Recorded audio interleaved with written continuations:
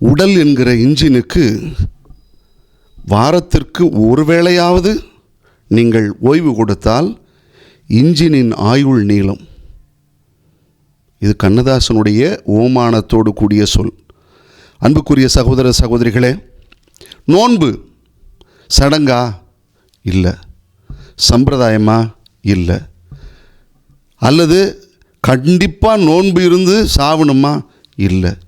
அப்போ எதுக்கு நோன்பு என்றால்? குறைந்த உணவு, சிறிய உணவு. அதுக்கு மேலாக இன்னொரு விஷயம் இருக்கிறது. உணவை தவிர்ப்பது எதற்காக என்றால், வாழ்க்கையில் நிறைய விஷயங்கள் உணவை விட மேலானது இருக்கிறது என்பதை புரிந்து கொள்வதற்கு.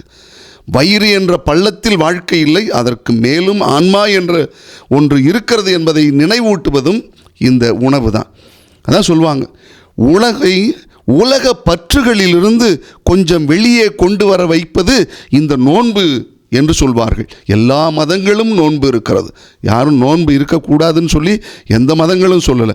ஆனால் எல்லா மதங்களும் நோன்பு இருக்கிறது. ஆனால் ஏன் இயேசு கிறிஸ்து கூட இந்த நற்செய்தியில் சொல்கிறாரு, அவர்களும் நோன்பு இருப்பார்கள் என்று. ஆக எல்லாரும் நோன்பு இருக்கு. உலக ஆசைகளிலிருந்து எல்லாம் கடந்து வர வைக்கிறது இந்த நோன்பு. அதை விட கொஞ்சம் யோசிச்சு பாருங்கள். பல மணி நேரம் உணவு இல்லாமல் இருக்கிறது. அப்போ என்ன ஆகுதுன்னா, உடம்பு அந்த உணவை சார்ந்தே வாழுகிறது. அது மாதிரி அதை ஒருத்தர் சொன்னது இதுதான், நீ பல மணி நேரம் உணவு இல்லாமல் இருந்தால் இந்த உடல் உணவை சார்ந்து இருக்கும். அதே போல் இந்த உணவு விரதம் என்பது, நோன்பு என்பது, நீ ஆண்டவரை சார்ந்து இருக்கிறாய் என்பதை நமக்கு நினைவூட்டுகிறது என்று சொல்லி.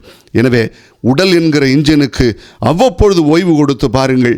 கண்டிப்பாக நீங்கள் நலமாகவும் வாழ்வீர்கள், ஆண்டவரின் ஆசீர்வாதமாகவும் வாழ்வீர்கள்.